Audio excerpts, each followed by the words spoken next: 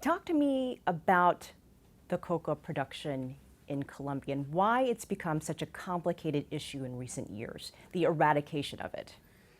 You have to look at 20-year span. And when I was vice president in 2002, with President Uribe, we got 170,000 hectares. With Plan Colombia, we were able to reduce it to almost 40,000 by the year 2012. But President Santos in the former government took the pedal off the metal. And now we have 200,000 hectares. What that shows is that you need to have sustainable transition from coca to legal crops, one, which I think is something that has to be worked a lot harder.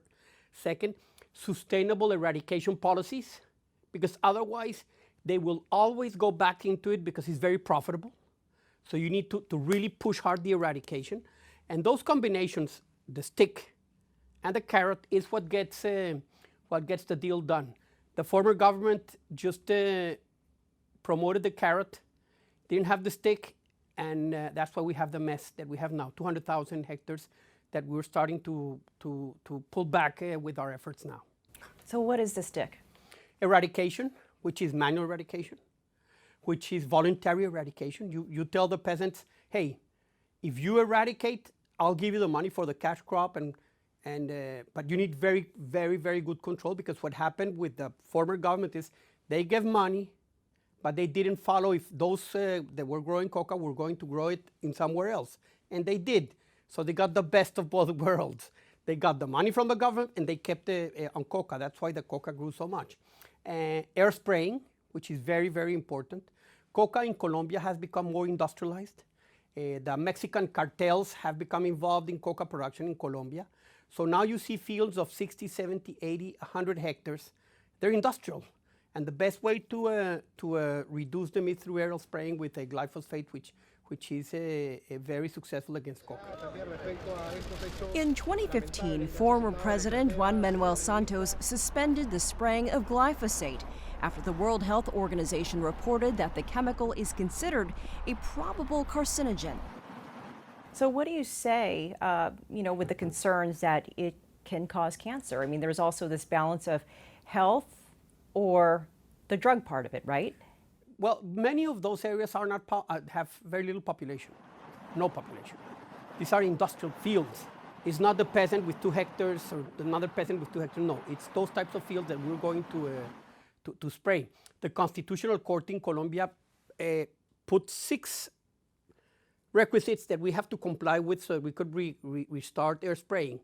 We're going to fulfill all of them, and one of them has to do with protection, that where we are spraying, there's practically no population. So in the end, we were going to be able to hit the high-producing industrial fields, and the others have to be through manual eradication or voluntary substitution.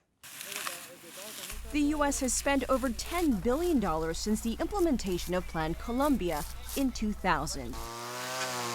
Historically, Andean countries like Colombia, Peru, or Bolivia have been at the forefront of coca cultivation and cocaine production. However, in Colombia, the number seems to have stabilized, even though it remains at a record high. What do you say to the critics outside of Colombia? Pressures from neighbors, the United States, and what it puts into to help Colombia? I was kidnapped by Pablo Escobar. My sister's husband was killed in an airplane that they put a bomb to. I know what that violence creates in Colombia. The violence of drugs creates more violence, kills innocent people. It has made us a consuming country, which we weren't. It's growing consumption like this. It destroys the economy because they use laundering. They launder money through industrial products, and so whomever wants to do a legal company sometimes has to fight for a market with somebody who's using drug money so can subsidize its product. It creates corruption. It creates ungovernability. We need to get rid of those coca plantations and that coca production, because otherwise Colombia is not viable.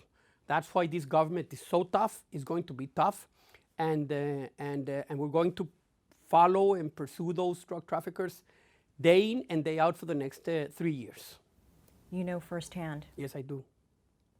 My driver was killed. My two kids that were very small were without a father for a year. I had to live with it for many, many years, and thank God when I went into politics and as vice president, we were very successful in almost eradicating kidnapping from Colombia. So life comes around, and but I understand the evil, the damage, the destruction that coca and drugs seed in a society. Not only on firsthand, of cousins that have fallen into drugs, on what I've seen around it in the areas that I've been to in my country, where I've been to many areas that were destroyed by drugs. So it's a curse, and we need to fight it with everything we have. How long will it take to get there? It doesn't matter. You cannot fail. This is one of those things that where you can't fail. You can't let the bad guys win. And coca has in coca planting and coca production, there's no gray. It's black and white. And I think that's one of the most important things, not to lose that very clear intent on beating the illegal trade. It's so damaging. It's like a cancer in a society. There's no middle ground. You have to attack that cancer with everything you have to eradicate it. Are you optimistic you'll see some change I very am. soon? We saw it. We were almost there. In 2012, we had 40,000 hectares. It was just the next 2 years we could have gotten eradicated. President Santos did such a huge damage by changing the policy. We were almost there. It's going to be more difficult, but we can do it again. A more difficult task indeed. The drug war and trade doesn't only affect health, it sparks a violence problem as well.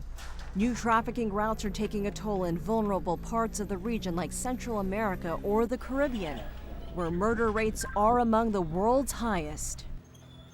Talk to us about the globalization and the sheer number of routes that have grown, drug routes that have grown in recent years. What are you seeing? No, it's a global problem.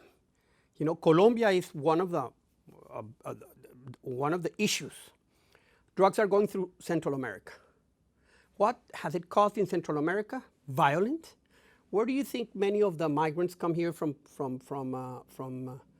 because of the violence that drugs create, the corruption that it creates in their societies? Drugs are going through Africa, and they go through Europe. They go Colombia, Venezuela, Africa. It's creating in many of those countries levels of violence and corruption that are also creating instability and huge problems. It's in the Caribbean islands. They go through Venezuela, and Venezuela has become sort of a hub for drugs. It's becoming very important hub. And from there they go to the Caribbean islands, and from the Caribbean islands they go to Europe, or they go to Central America, or they go to the US or to Mexico. So that's why the cancer analogy works so well. It metastasizes. It's very easy to infect other nations, and it has, Brazil has a huge problem. Brazil is now the third consumption country in the world after the European Union and the US. Argentina has a huge money laundering and violence problem that it's, Venezuela has become a hub. Central America has this.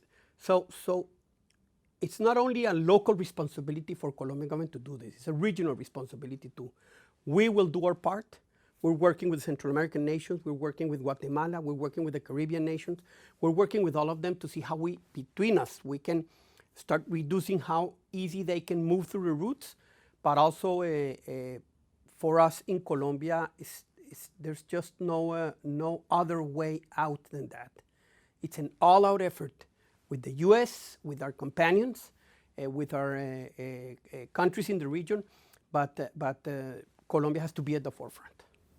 It seems that Colombia has always been associated with cocaine. It always gets all the attention. How do you lose that perception? By reducing the size of the problem. It's not a perception.